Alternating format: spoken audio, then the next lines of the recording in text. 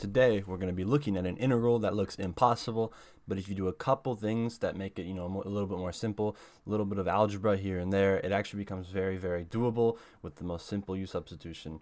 And, I really have a passion for solving problems that look, very, very difficult, and then once you actually look at them, give them a try, they actually turn out very, very nicely. So let's take a look at this one for a second. By looking at it at first, it just looks miserable. Like, I don't even want to think about how I would solve this, right? But then I think about how I would solve it, and it's actually not the worst thing ever. So let's recall that if you have an exponent as your base, you can say that e to the power a plus b is equal to e to the power a times e to the power of b.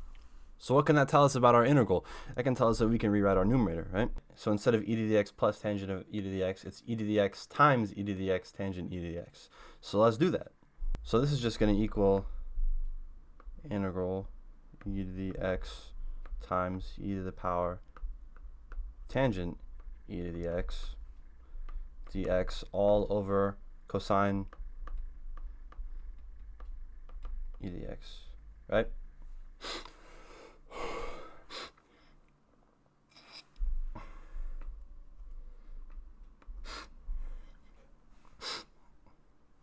Okay, so this still looks unbelievably brutal, right? How can we make this a little bit easier? We can recall a trig identity.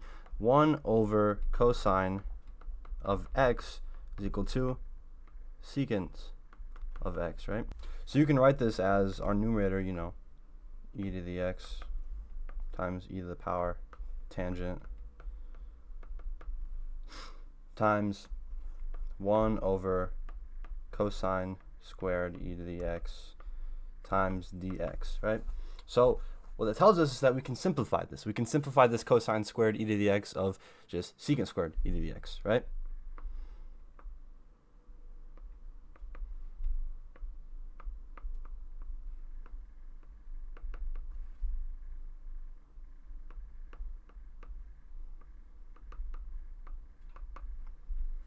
Okay, cool. So now we're at a point where we'll have to actually, try an integration technique. And we can try the simplest one of all. We can try u substitution.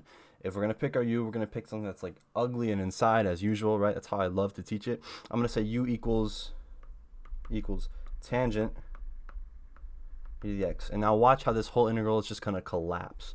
If our u is equal to tangent e to the x, then du over dx equals what? Secant squared e to the x. And then chain rule, right, times e to the x. You can multiply that dx up, so you're going to get du equals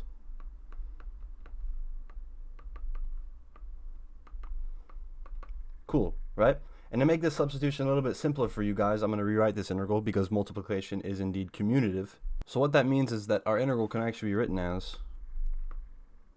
e to the power tangent e to the x secant times e to the x times dx, right?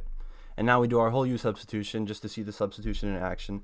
This entire part right here is going to get replaced by our du, right? Because it's equal to it. And then this little part right here is going to get replaced by our u, right? So we can rewrite this entire thing because u equal tangent e to the x and du equals secant squared of e to the x times e to the x times dx as simply just integral of e to the u du. Look at that. Magic. Just all collapses, right? All right, from here on it's easy, right? Integral of e to the u is just going to be e to the u plus c. Replacing back in, we said our u was equal to tangent of e to the x, so it's equal to e to the power tangent e to the x plus c. That's the answer to this problem. So something that looks super, super, super menacing at first, right? This thing looks like, oh my god, this is impossible. But actually, if you really break it down, break it in algebraic steps, you get this answer right here, and that is how you solve this problem.